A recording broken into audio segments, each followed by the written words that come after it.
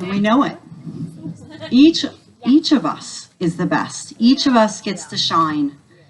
Each of us gets to bring our heart and our soul and our mind and our family and everything that we've experienced to the stage. Last night, Obo gave us a great gift. We haven't been able to gather together like this.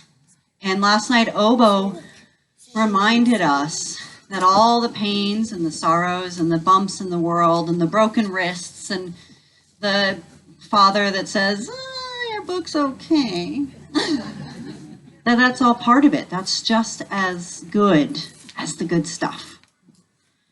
And I told Obo that because I was crying when he was performing last night, and the audience was all here right with him.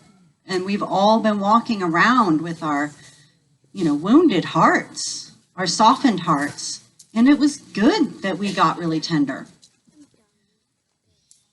Obo's wanted to come to the Storytelling Festival. And 3 years ago, when we planned it, we'd asked him.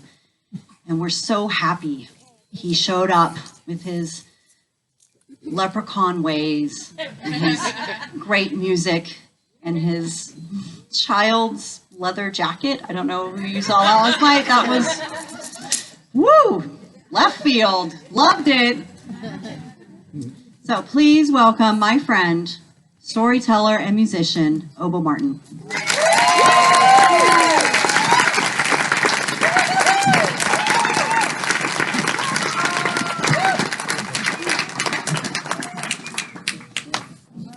People often say to me, hey you, where's my gold? And I didn't realize that as I got a little bit older, I started to resemble a leprechaun.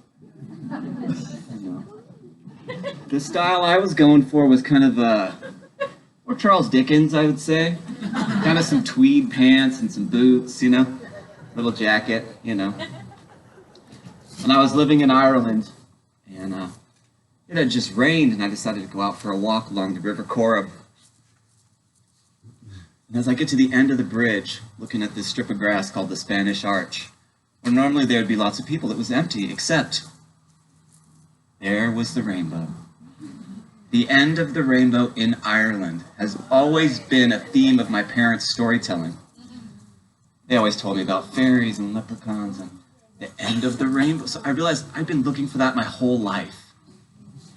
So I ran from the edge of the bridge, and as I got closer, it started moving away. It's like an optical illusion. So I stood in the spot where I saw it. I had my hands on my hips, and I was like, is this really it? Isn't there more to this? Like, come on, I'm here, I'm here. Just as I was doing that, I looked back to the bridge, and these three people are shouting, get him! They see me under the rainbow. And so I'm like, I can't believe this is happening. And so I was like, all right, think of something funny. And I was like, all right, calm down, calm down. They're like, no, first they said, we got you, we got you, we got you. They grabbed me, and I said, all right, everybody calm down. You each get one wish. But you can't wish for yourself. And they said, he's a leprechaun. And so they made these beautiful wishes, kind of from beautiful things, and I just kind of did one of these. And they ran off, And that was the first of many times that a situation like that would happen to me. See, I was born 10 pounds and 10 ounces on the 10th of June, 10 minutes before 10 o'clock. The situation was tense. The outcome was tentative. You see, my mom had complications in the cervix dilation, and the doula doctor nearly fainted because my mom was turning blue. And the young doctor, he had never delivered a baby before. It was his first birth. And I'd never been a baby before. It was my first birth, too, at least in this lifetime. And they sent my dad out of the room, and the young doctor began to cry in his hands. And my mom leaned forward and said, "It's okay, doctor. If the baby dies, it's God's will." Being the Irish, Catholic lady that she was. That was her first reaction. And the doctor, being the atheist that he was like, I don't want God to have any part in this. And he told the nurse to get up on a chair and jump on my mom's stomach. Every time I go home for Christmas, I'm like, Mom, is that true? She said, oh yeah. She got up on a stool, and she jumped and threw elbows into my stomach, and you came out black and blue, full of bruises, with a black eye and a fat lip. So I got a little bit of a beating on the way in. But, you know, my parents would always tell me stories as a kid, you know, and I grew up in the city of San Francisco. And one of the stories they always told me was about a guy called Hickety Lane. And Hickety Lane was just a bit of a tramp, you know. He kind of just went traveling down these country roads, and he was telling stories for people. Little did I know that Hickety Lane would be a kind of my spirit animal growing up. And, yeah, so, you know, I ended up, you know, deciding, I never liked school, right? I didn't really like school. I was dyslexic, and, you know, I was very attentive and I was very present in school, but, you know, I just wanted to get out. And when I finally saw my chance, I snuck out of the house one day, went down to the train station, waited for an Amtrak to pull up, and I tiptoed on, you know, with my guitars. And the train started leaving, and I'm like, that's it, nobody can stop me. I'm on my way. And the train got about 8 hours into the mountains, and had about $13 for this adventure. And I was going to head back to San Francisco, build myself a treehouse in Golden Gate Park. That was the big plan, you know? Sure, what could go wrong? And so I jumped off the train in Winter Park, Colorado, to run to the gas station. And as I was running back, I got myself the essentials, of course, chocolate milk and sour straws. And as I'm getting back to the train's leaving. And I was like, wait, what's going on? And as the train just like went off into the distance, I realized that my guitars were on there with no names on them, you know, and I was like, oh, I realized I was going to have to call my parents and tell them what I'd done. You know, I couldn't imagine like the scolding I was going to get for running away, and my whole plan was spoiled. I was like, it can't happen like this. So I jumped down onto the tracks, and I start running after this train in a mountain town as it's getting further and further and further away. And as I'm running, I'm just like, I don't know what to do. I just made a prayer, you know. I was like, my whole world just came into this small moment. And I said, all right, you got me. Whatever's out there, I will do the best I can. If you stop that train, I'll do, you know, I made a little promise. And right then, as I was saying those words, the train brakes stopped. And I ran and I ran and I ran, and I was out of breath. And the conductor had enough time to walk from the front of the car, 20 cars back, to the back of the car. He's standing on the back porch, and he says to me, I've been driving this train for 20 years, and I've never stopped for anybody. Get on. So, yeah. I get on the train, everybody's turning around to see who caused all this commotion on this locomotion. And then I'm walking, and then it dawns on me, wait a minute, I don't have a ticket. I forgot that I had snuck on the train to begin with. So the conductor's kind of like, wait, where's he going to sit? There's tickets above everybody's seat, you know?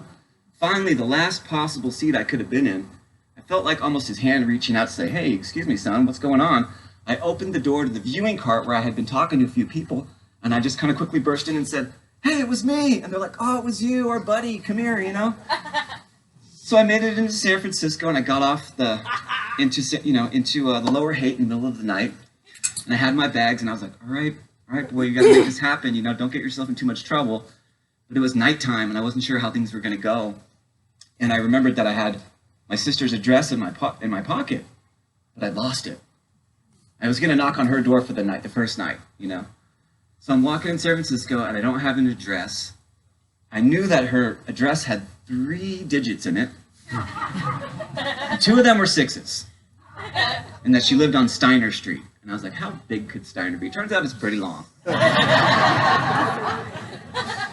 So I'm walking under this street light, just with my bags and my guitars, looking at all the kind of crazy people around in the middle of the night. And I see this young couple walking towards me. And as we passed under the street light, I looked at them. They were all cuddled up, you know. And I was like, oh, they're sweet. She turns to me, she says, hey, are you a McCrory? And I said, yeah? She goes, you look just like your sister Tanya. I said, "You know my sister Tanya?" She goes, "Yeah, her downstairs neighbor." And I said, "Oh, I just happened to be going to visit her. What was her address again?" She said, 399 Steiner.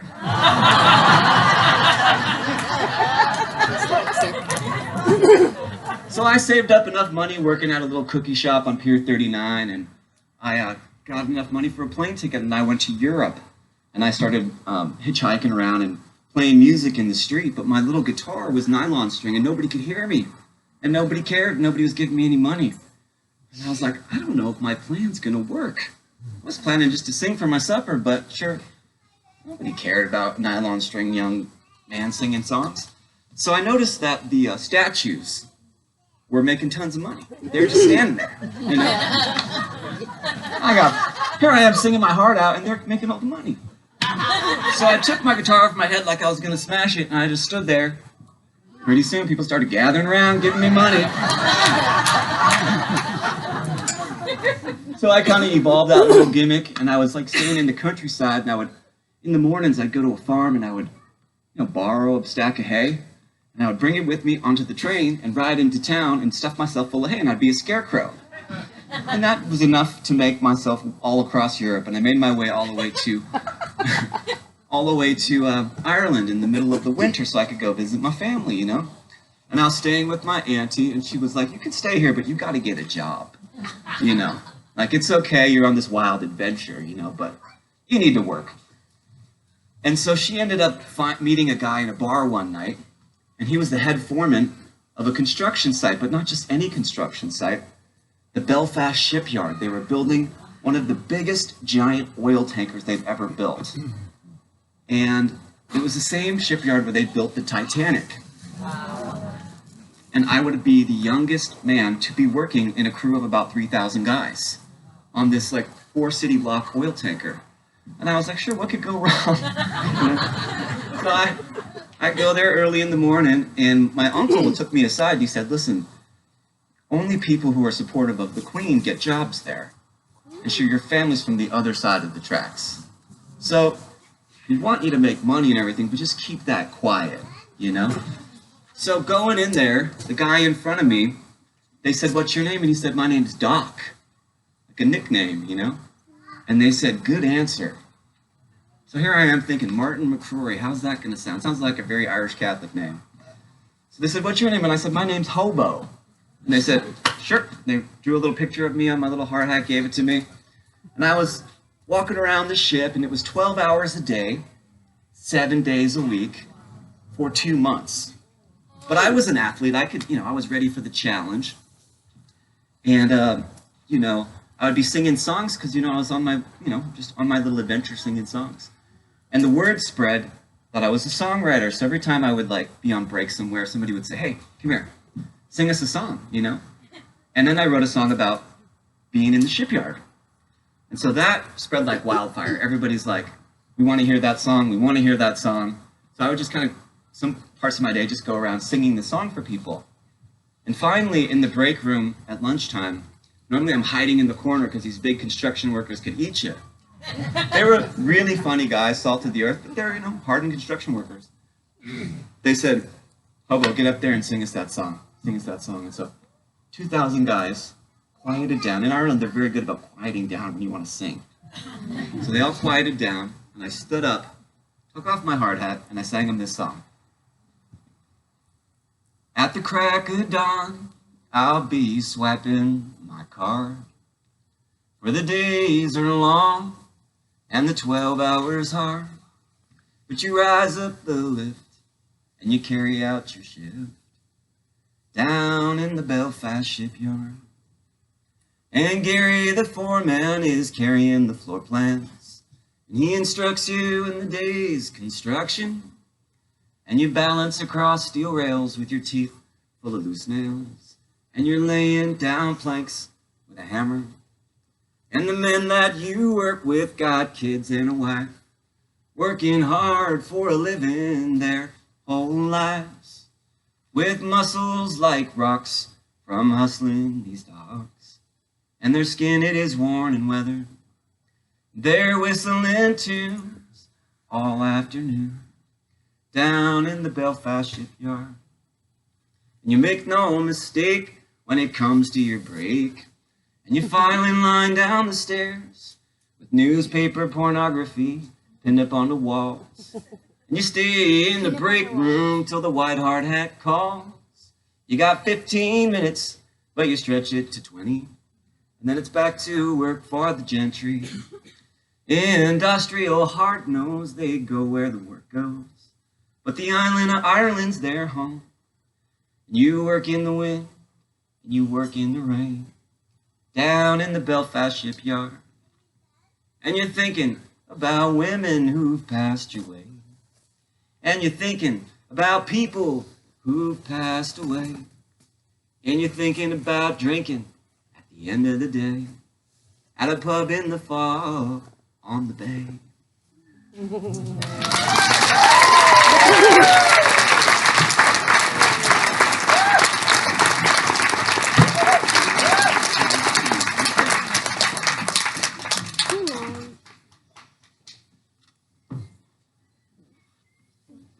Just looking at this journal reminded me of a moment when I was traveling.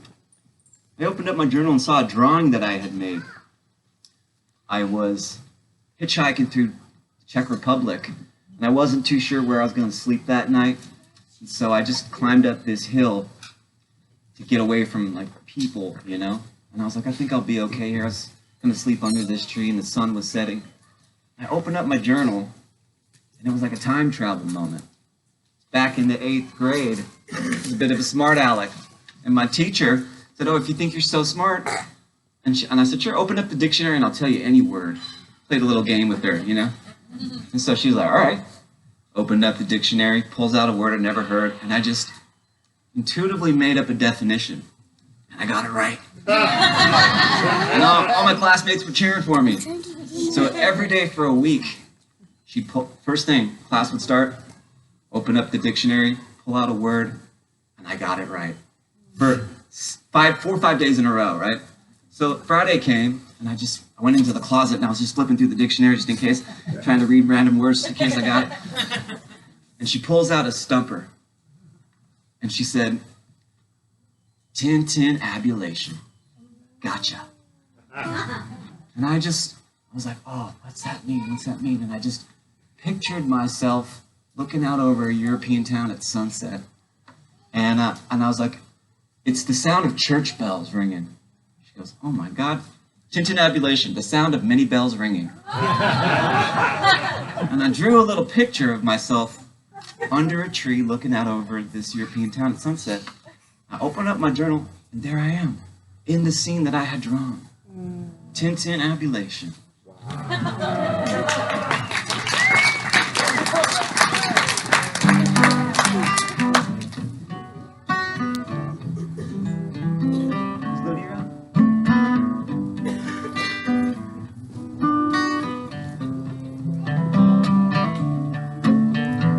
That guitar okay? Yeah.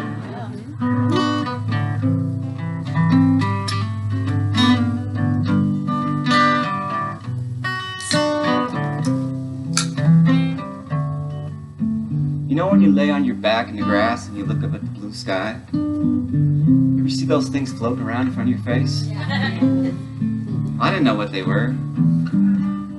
I thought it was my own secret world, you know. I didn't know how to talk about it, but I spent a long time looking at those little floaties. Sometimes you can make them move, you know, focusing on them. It was a great mystery to me till I went to the Exploratorium in San Francisco. They have you put your eyes on a blue screen and your hand on your heart, and they said, what you're looking at is the blood cells moving across the surface of your eye. So what's happening is the macroscopic full body part is looking at the smallest body part. So now when I see those little floaties, I just send them lots of love. You know, it's like a self-diagnostic love check. Just blast them.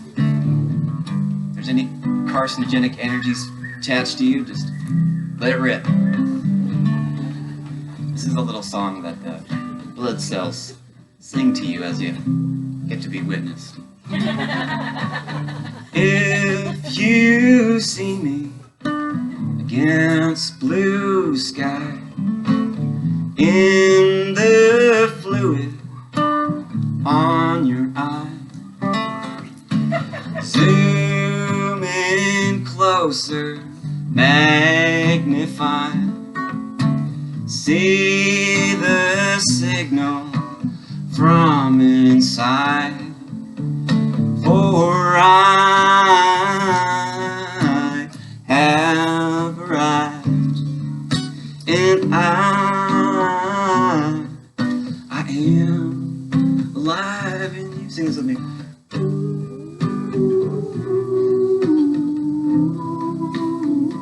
You got that?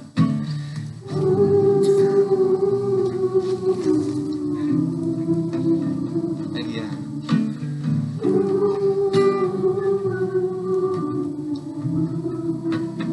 Good job. Now my friend Meadow, he needed a heart transplant. Now Meadow made music and Meadow made art, but in order to keep going, he's going to have to get another body part.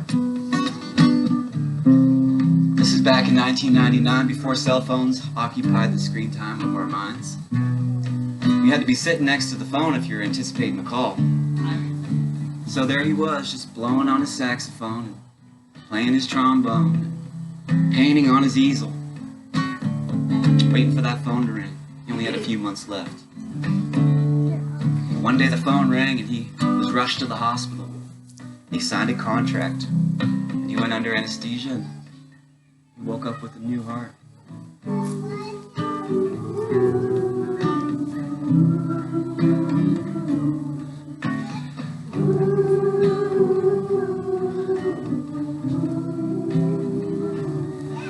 See, Meadow was my neighbor, and I'd see him down at Nicky's on a Tuesday night dancing to Chevy Sabag. Yeah! That's right. He was whirling like a dervish. He always had 2 or 3 beautiful women around him. I'm sure he deserved it. He was charismatic. He was ecstatic. He was charming. And he knew he had a new shot at lease on life, so he was going to make the best of it, you know? And he said that when he was doing his recovery, he would have these kinesthetic experiences, kind of like psychic reconstructions or some sort of awareness of the energy or the consciousness of the new heart in his body. He said like his torso would just kind of liquefy all of a sudden, and then somehow recongeal, the cells would just come back together, and he would feel the sadness and the grief and the loss of a life that ended too soon inside of his body. And so he ended up writing a letter to the family of the previous heart and just said, listen, I know you may not want to contact me, I know we had an agreement, but if you ever do, here's my name and here's my address.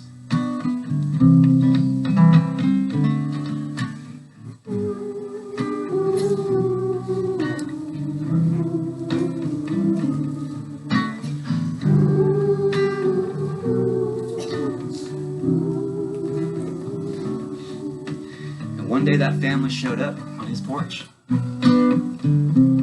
He was so grateful. They started talking. And they said, look, we didn't really want to contact you, but, you know, our son, he was 15, and we didn't know that he was getting so bullied at school. Having such a hard time. We came home and he had taken his own life, and we lost him, and it was really hard for us to deal with. But when we found out who you were and where you were at, we wanted to come see you. Because our son Dean, he was an amazing boy. He was very unique. He just never felt like he belonged in this world. He lived in a rural part of California where he just had too much creative energy, you know. All he ever talked about, the reason we wanted to come was because all he ever went on about, all he ever planned to do was move to San Francisco, become an artist and play music.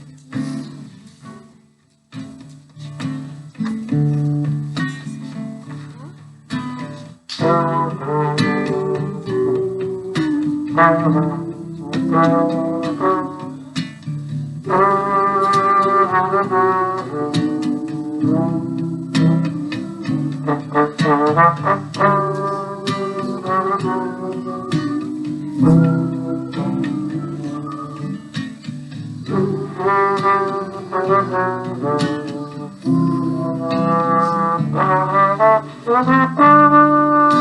when I see Meadow out dancing, ecstatic dance,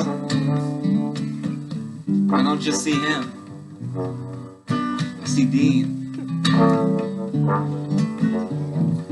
Meadow told me that after he met that family, he had been scheduled to play at this kinky party in downtown San Francisco. So there he was, with all these beautiful, wild, freaky people, just dancing and hanging out, being crazy, you know, being wild. And he just put down his saxophone and just said, "Look, Dean, here's your freaks, man. You're one of us now. You made it. Just a little sooner than you thought."